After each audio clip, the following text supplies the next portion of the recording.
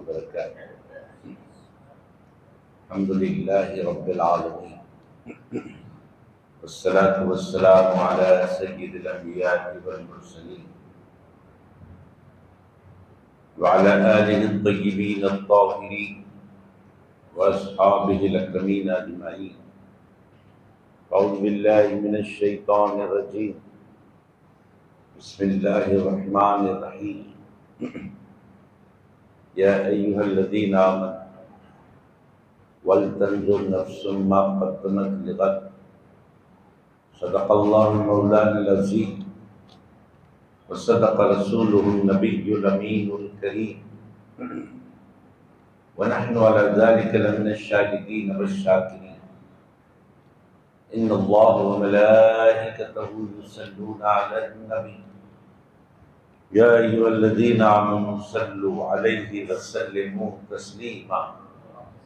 اللهم صل على سيدنا شفينا ومولانا محمد وعلى آل سيدنا شفينا ومولانا محمد وبارك وسلم صلاة وسلاما عليك يا رسول اللہ.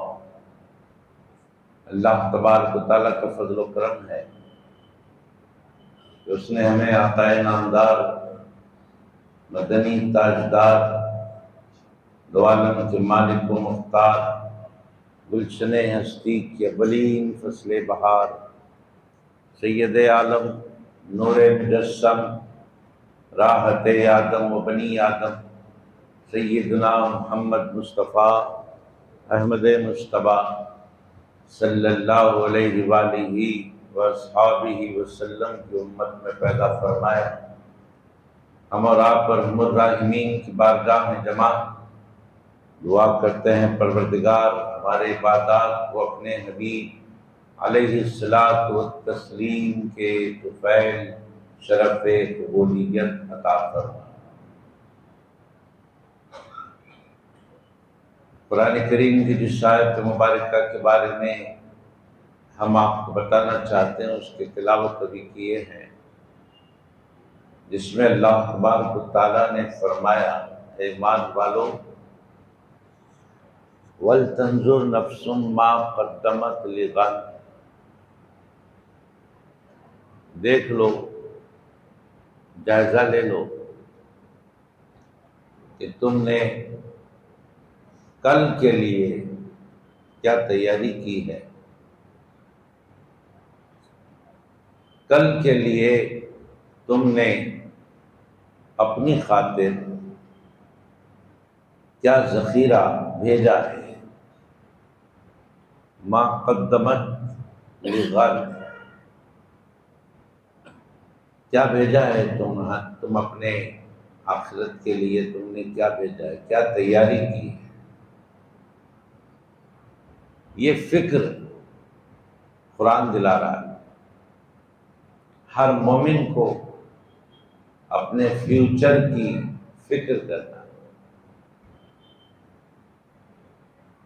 آپ دیکھتے ہیں کہ ہر بندہ اپنے فیوچر کی فکر میں لگا رہتا ہے.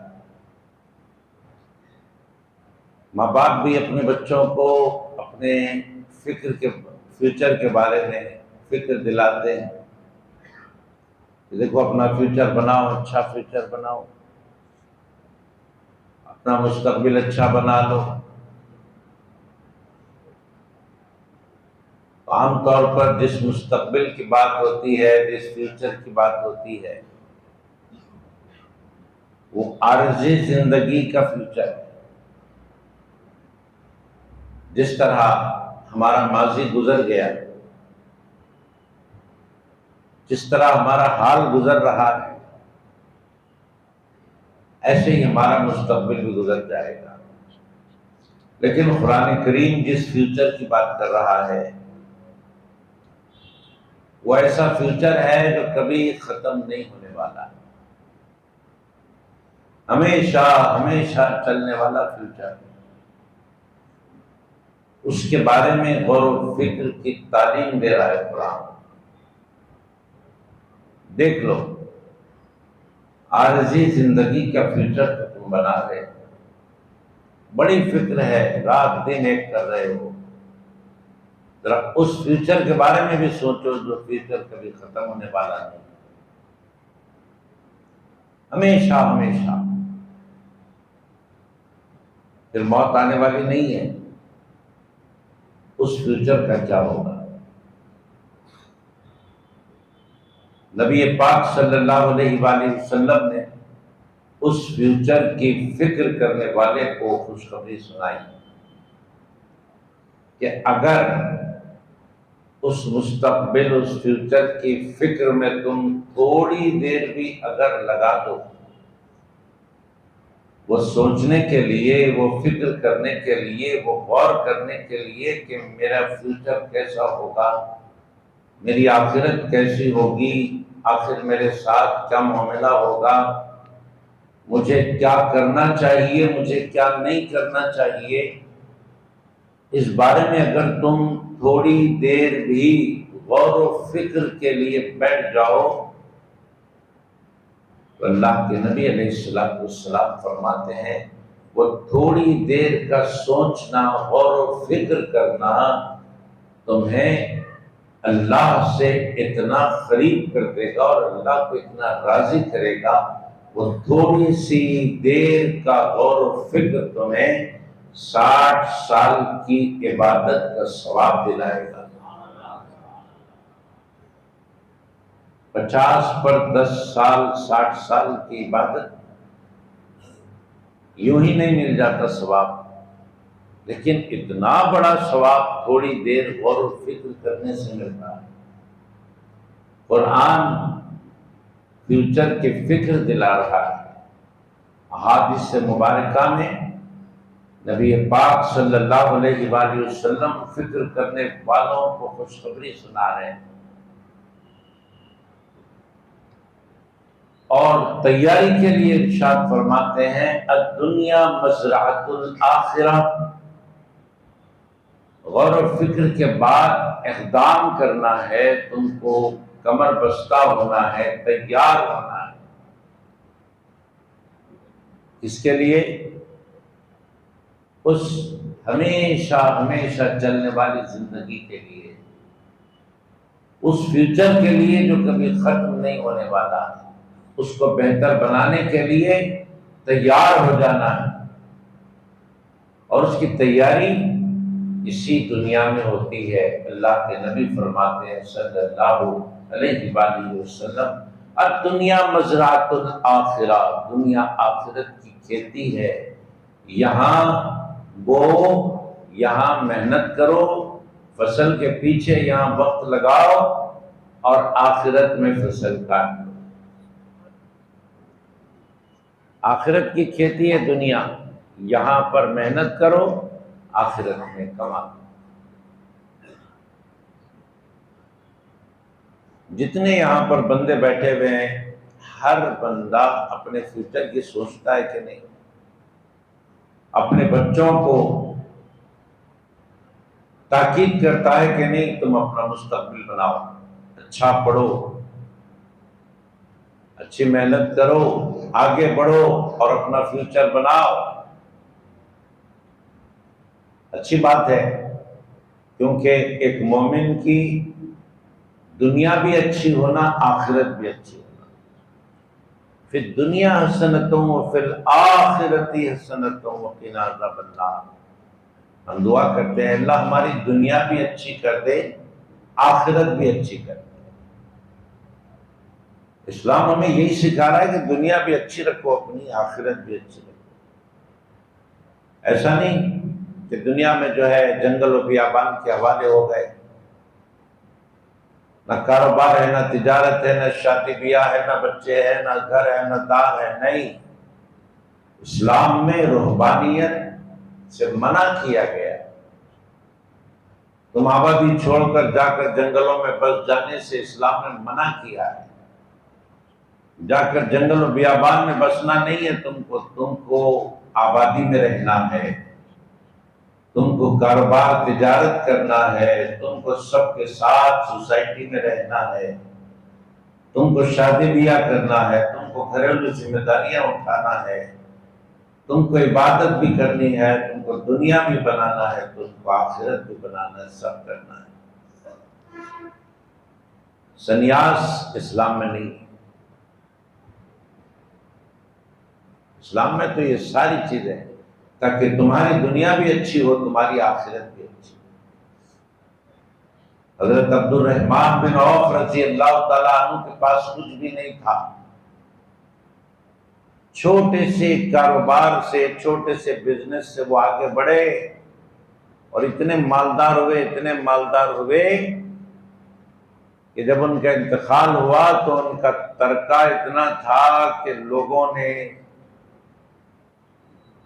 ان کے خرابت داروں نے جو سونا تقسیم کیا وہ کلوؤں کا سونا ایک ایک کے حصے میں آیا۔ تو کیسے تاجر تھے ہوں گے، اتنی اچھی ان کی دنیا تھی، وہ دنیا بھی اچھی ہونا ہے، آخرت بھی اچھی ہونا ہے مومن کی، اور دنیا سے زیادہ بہتر آخرت ہونا ہے۔ آخرت کی تیاری کے لیے ہم یہاں ہیں، ہمیشہ ہمیں یہاں نہیں رہنا، ہم سے پہلے والے یہاں پر نہیں ہیں، ہم کو بھی رہنا نہیں۔ فکر آخرت کرو، جب فکر ہوگی تو سرکار فرماتے ہیں تیاری شروع کرو، کیونکہ تم کو یہاں سے نکل کر بہت سارے مرحلے طے کرنا ہے۔ سب سے پہلا مرحلہ آخرت کے مرحلوں میں قبر کا مرحلہ، وہاں سے تم کو نکلنا ہے، پھر حشر کے مرحلے سے گزرنا ہے، وہاں پر حساب و کتاب ہے، سوال و جواب ہے، وہاں پر پل صراط ہے، وہاں پر میزان ہے، وہاں پر حوض کوثر ہے، وہاں کے تمام مرحلوں سے گزرنا ہے، گزر کر پھر جزا و سزا کا معاملہ ہوگا۔ اس کے بارے میں خود بھی سوچنا ہے، اپنی آل اولاد کو بھی سنانا ہے، کیونکہ یہ اٹل فیصلے ہیں۔ آپ دیکھیے دنیا میں کچھ ایسے لوگ ہیں جو خدا کو نہیں مانتے، نبی کو نہیں مانتے، ولی کو نہیں مانتے، ہر کوئی اپنے اپنے طور پر ماننے کی بات کرتا ہے۔ تو کچھ ایسے لوگ بھی ہیں جو اللہ کو بھی نہیں مانتے، پیدا کرنے والے خدا کو نہیں مانتے، مگر ایسے لوگ بھی ایک ایسی چیز ہے جس کو مانتے ہیں، وہ موت ہے۔ اللہ کو نہیں ماننے والا بھی موت کو مانتا ہے، کیونکہ اپنی آنکھوں سے دیکھ رہا ہے، اس کو ماننا ہی ماننا ہے، کسی کو انکار کی گنجائش ہی نہیں ہے۔ ہر پیدا ہونے والے کو مرنا ہے، ہر آنے والے کو جانا ہے۔ تھوڑا سا غور کریں کہ یہ جانے والا کہاں جا رہا ہے، اس کے جانے کی کیفیت کیا ہے۔ جب ہم قبرستان جاتے ہیں تو اللہ کے نبی علیہ السلام نے قبرستان جانے کا یہی تو فائدہ بتایا کہ تم قبروں کی زیارت کرو۔ کیوں کرو؟ یہ کیوں پر غور کریں ہم، کیوں کرو؟ آپ ہم جاتے ہیں قبرستان تو قبرستان میں انٹری لیتے ہی نکلنے تک، تدفین ہونے تک کھڑے ہوتے ہیں انتظار میں کہ کب یہ سارے کام پورے ہو جائے اور ہم اپنے اپنے گھر جائیں۔ جو انتظار میں کھڑے رہتے ہیں نا، عجیب کیفیتیں ہوتی ہیں ہماری۔ کوئی قبر پر بیٹھ جاتا ہے، کوئی اپنے ساتھی کے ساتھ دنیاوی باتیں کرتا ہے، اور حتیٰ کہ کوئی ہنسنے بولنے بھی لگ جاتا ہے قبرستان میں۔ تو قبرستان کے آداب ہم کو سمجھنا ہے۔ قبرستان قبر پر بیٹھنے کی جگہ نہیں ہے، قبرستان دنیاوی باتیں کرنے کی جگہ نہیں، قبرستان ہنسنے بولنے کی جگہ نہیں۔ اللہ کے نبی صلی اللہ علیہ وآلہ وسلم نے قبرستان کا جو کانسیپٹ دیا ہے ہم کو، ارشاد فرمایا قبروں کی زیارت کرو. کیوں کرو؟ اس لیے کرو کہ تمہیں عبرت حاصل ہو. عبرت. یہ دیکھو اس قبرستان میں کتنے لوگ دفن ہیں، ان کے نام کے ساتھ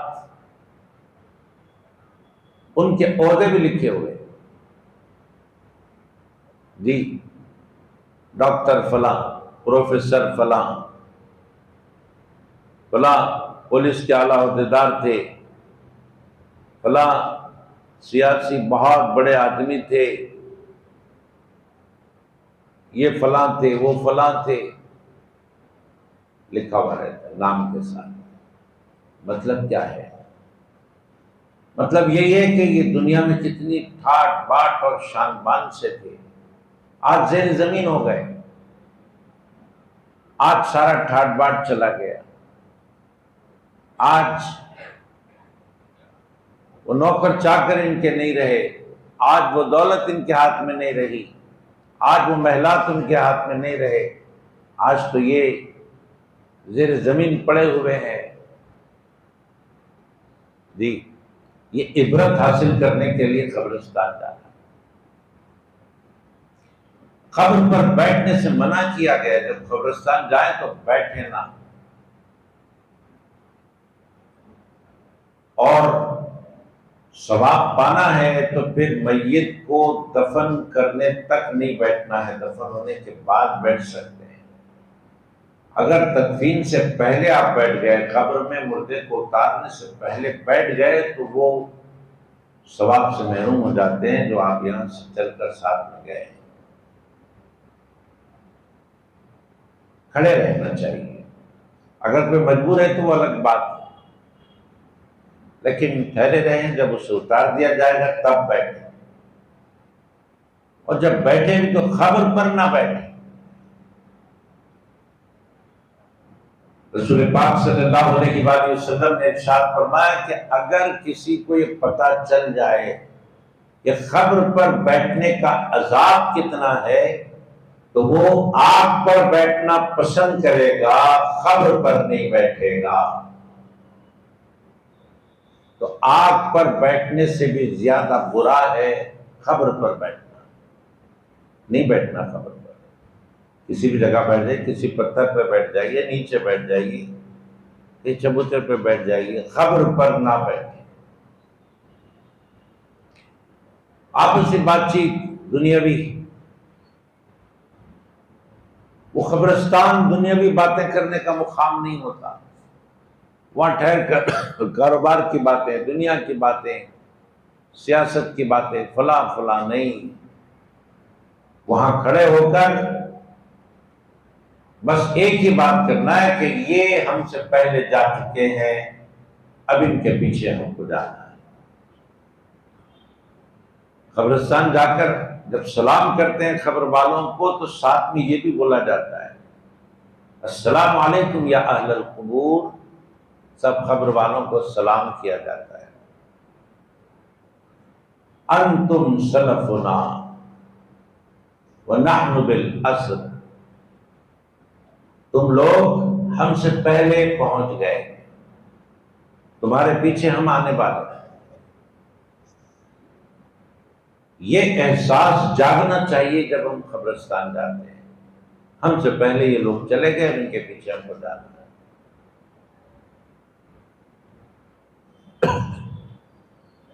اور جب قبرستان جائیں تو ہنسنا بولنا اس مقام کے لحاظ سے ہرگز سوٹ نہیں کرتا، مناسب نہیں رہتا.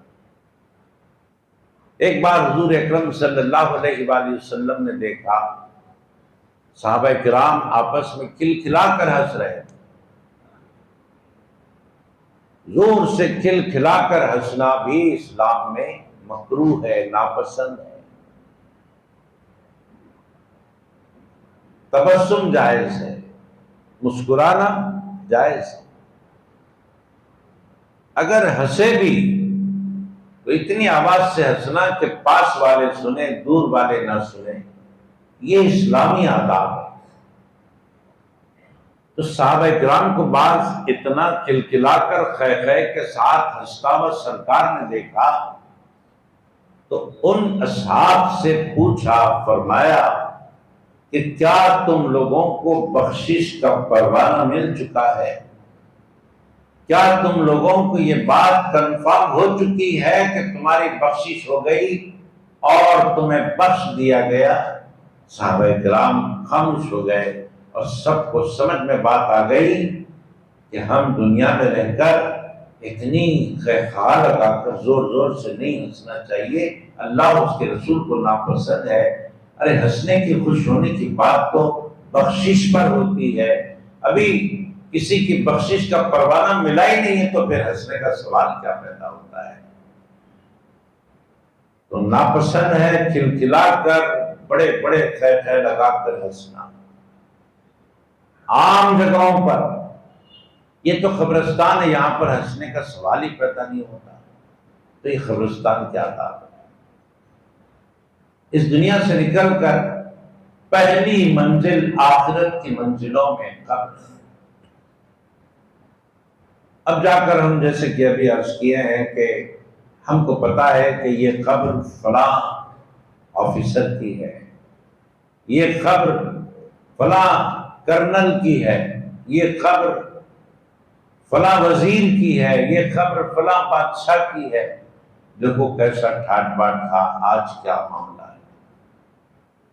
ابھی مزار پہ احباب فاتحہ پڑھ لیں، بعض مزاروں پہ لکھا رہتا ہے، اچھا شعر ہے، ابھی مزار پہ احباب فاتحہ پڑھ لیں، پھر اس قدر بھی ہمارا نشان رہے نہ رہے۔ اب جس قدر نشان ہمارا باقی ہے یہ بھی رہتا نہیں معلوم۔ اے گزرنے والے، ہمارے ایصال ثواب کے لیے ایک فاتحہ پڑھ کے چلے جا تاکہ اس کا ثواب ہمیں ملے۔ انسان کے جانے کے بعد بھی 3 ثواب کمانے کے راستے کھلے رہتے ہیں، باقی سارے بند۔ جی، آسمان میں ہر بندے کے لیے 2 راستے، آسمان میں بندے کے لیے 2 راستے، ایک راستہ اوپر سے نیچے رزق اترنے کا ہے اور ایک راستہ نیچے سے اوپر عمل جانے کا۔ اس کا رزق اوپر سے نیچے آتا ہے ایک راستہ، اس کا کیا ہوا عمل نیچے سے اوپر جاتا ہے، یہ دوسرا راستہ۔ جب اس کا انتقال ہو جاتا ہے تو رزق آنے کا راستہ بھی بند ہو جاتا ہے اور عمل کے جانے کا راستہ بھی بند ہو جاتا ہے۔ جب دونوں راستے بند ہو جاتے ہیں تو پھر آسمانوں کو رونا آتا ہے اس بندے پر کہ اس بندے کا خاتمہ ہو گیا۔ مگر یاد رکھیں، نبی پاک صلی اللہ علیہ وآلہ وسلم نے ارشاد فرمایا کہ رزق آنے کا تو بند ہو گیا، عمل کے جانے کا تو بند ہو گیا، مگر اس کے باوجود مرنے والے کے لیے 3 راستے جو نیکیاں کمانے کے ہیں وہ کھلے رہتے ہیں قیامت تک۔ ایک راستہ، اولاد اگر نیک ہے اور نیکیاں کرتی ہے تو اولاد کی نیکیوں کا اجر اولاد کو مل کر ماں باپ کو بھی ملتا ہے۔ اس واسطے اپنی اولاد کو نیک بناؤ، مرنے کے بعد بھی ان کے ذریعے فائدہ پہنچتا رہے گا۔ دوسرا، نفع بخش علم۔ اگر زندگی میں لوگوں کو کچھ پڑھایا ہے، لکھایا ہے، سکھایا ہے، نفع دینے والا علم دیا ہے، ہم یہ نہیں عرض کر رہے ہیں کہ صرف دین کا علم دیا ہے، دنیاوی علم و ہنر بھی اگر لوگوں کو سکھایا ہے اور آپ کے علم و ہنر سے لوگ فائدہ اٹھا رہے ہیں، سکھائے ہوئے علم سے، ہنر سے، تو جب تک وہ فائدہ اٹھاتے رہیں گے آپ کو ثواب ملتا رہے گا، یہ راستہ بھی کھلا ہے آپ کے نیکیوں کا۔ نمبر 3، دنیا میں رہ کر کچھ ایسے کام کر لیے تھے ایصال ثواب کے، ثواب جاریہ کے، تو وہ ثواب جاریہ آپ تو ختم ہو جائیں گے، ہم ختم ہو جائیں گے، مگر جو ثواب جاریہ کا کام کر کے یہاں سے چلے تھے اس کا ثواب قیامت تک ملتا رہے گا۔ یہ تیسرا راستہ بھی ثواب پانے کا کھلا رہے گا۔ حضرات گرامی، قرآن پاک یہی تو کہہ رہا ہے وَلْتَنْظُرْ نَفْسٌ مَا قَدَّمَتْ لِغَدٍ، اپنے جانے سے پہلے جہاں جا رہے ہیں وہاں کی آبادی کا انتظام کرو،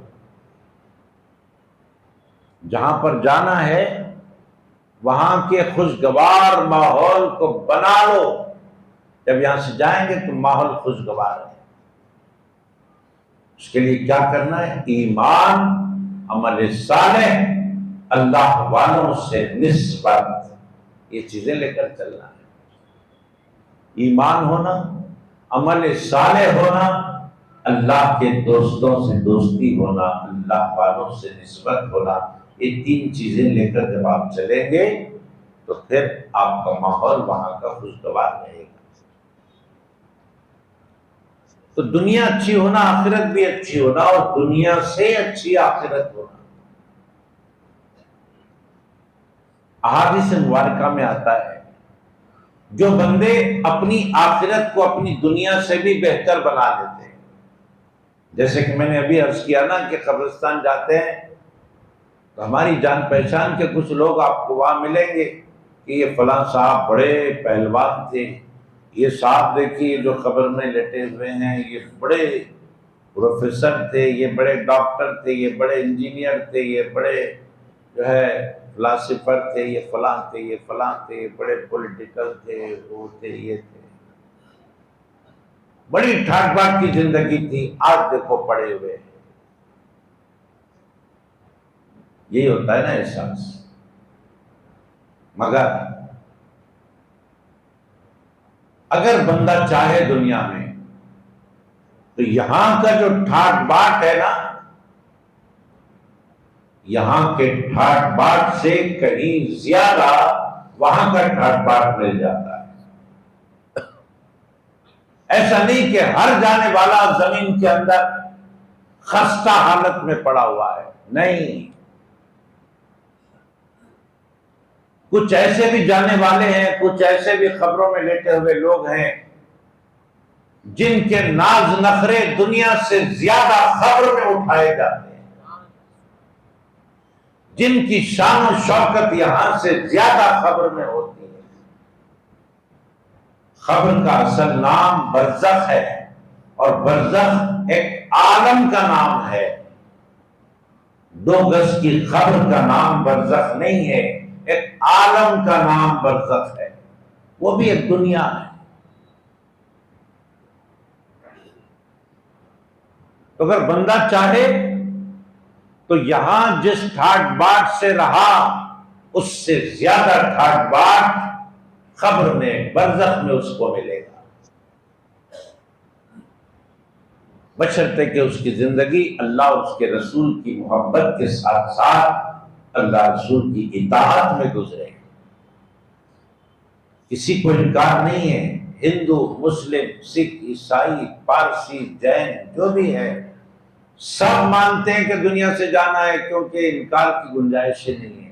جب جانا ہے تو پھر وہاں کی خوشگوار ماحول، وہاں کی بھلائی اور وہاں کے آرام کا انتظام بھی تو کرنا ہے۔ تو جو بندے یہاں رہ کر وہاں کا انتظام کر لیتے ہیں وہ بڑے دانا اور بڑے فریس اور بڑے ہوشیار لوگ ہوتے ہیں۔ یہاں سے زیادہ ٹھاٹ باٹ وہاں ہو جاتا ہے۔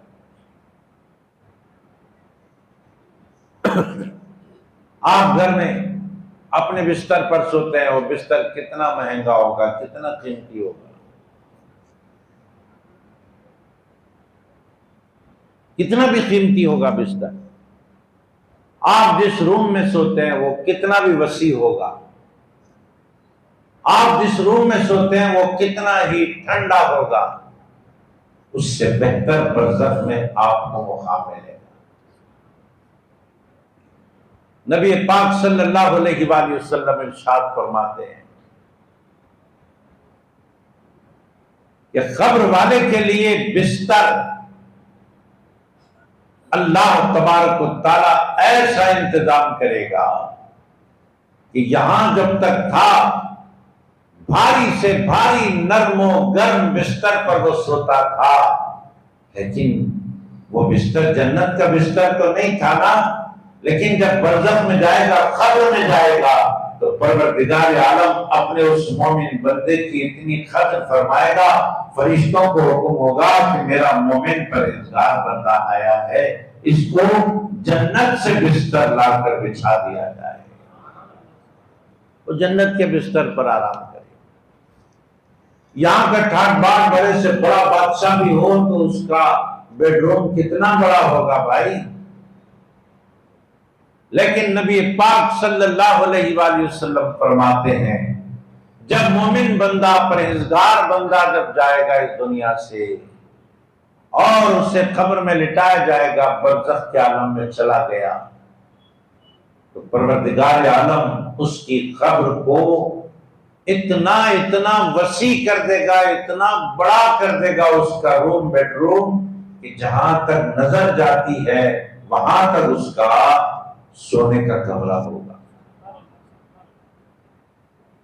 یہاں کسی نے کولر لگا لیا، کسی نے اے سی لگا لیا، کسی نے خوشبو لگا لیا، کسی نے کچھ۔ سرور کائنات صلی اللہ علیہ وآلہ وسلم ارشاد فرماتے ہیں مومن پرہیزگار بندہ جب آ جائے گا نا قبر میں، ایک تو جنت کا بستر آ جائے گا، دوسرا حد نظر تک قبر کشادہ کر دی جائے گی، اور تیسرا کولر یا اے سی کی ٹھنڈک نہیں، جنت کی کھڑکی کھول دی جائے گی، جنت کی ہوائیں آنے لگیں۔ ارے یہ اعزاز ہے، یہ اکرام ہے مومن بندے کا۔ کرنا کیا ہے اس کے لیے؟ ایک کام کرنا، جب تک دنیا میں ہے اللہ کی سننا ہے، اللہ کے رسول کی سننا۔ اللہ اور اس کے رسول نے جیسے زندگی گزارنے کا طریقہ بتایا، بس اس طریقے پر گزارنا ہے۔ تو پھر اس دنیا سے جاتے ہی آپ کی عزت، آپ کا اکرام شروع ہو جاتا ہے، فرشتے آپ کی عزت و اکرام کرنے لگ جاتے ہیں، فرشتے مقرر ہو جاتے ہیں، آپ کے خدمات شروع ہو جاتے ہیں، قبر کے سوال و جواب کے مرحلے سے آپ آسانی سے گزر جاتے ہیں۔ حضرات، یہ ہے آخرت کے منزلوں میں پہلی منزل قبر، جس سے سلامتی کے ساتھ ہمیں گزر جانا ہے۔ اس فیوچر کے بارے میں ہم بھی سوچیں، اپنی اولاد کو بھی بتائیں کہ یہ ہمارا اصل فیوچر ہے۔ دنیاوی عارضی فیوچر کو بھی بنائیں، آخرت کے فیوچر کو بھی بنائیں۔ سوال ہوگا تیرا رب کون؟ جواب دینا پڑے گا ربی اللہ۔ سوال ہوگا تیرا دین کیا؟ جواب دینا ہوگا دین الاسلام۔ سوال ہوگا من نبیک ما کنت تقول فی اتحاد الرجل۔ محبوب کا چہرہ دکھا کر پوچھا جائے گا یہ کون ہے؟ کہنا پڑے گا یہ میرے آقا و مولا ہے۔ پہچان لے گا، بیڑا پار۔ یہ تیاری کرنا ہے۔ قبر کے منازل، قبر کے سوالات آسانی سے گزر جائے تو فرمایا گیا حشر کے سوال و جواب بھی آسانی سے گزر جائے۔ قرآن یہی کہہ رہا ہے وَلْتَنْظُرْ نَفْسٌ مَا قَدَّمَتْ لِغَدٍ۔ اے ایمان والے، بہت بارے میں سوچتا ہے، ہر بار میں سوچتا ہے، ہر چیز میں سوچتا ہے، ذرا یہ بھی سوچ لے کہ یہاں سے جانے کے بعد میرے ساتھ کیا ہوگا۔ وَلْتَنْظُرْ نَفْسٌ مَا قَدَّمَتْ لِغَدٍ۔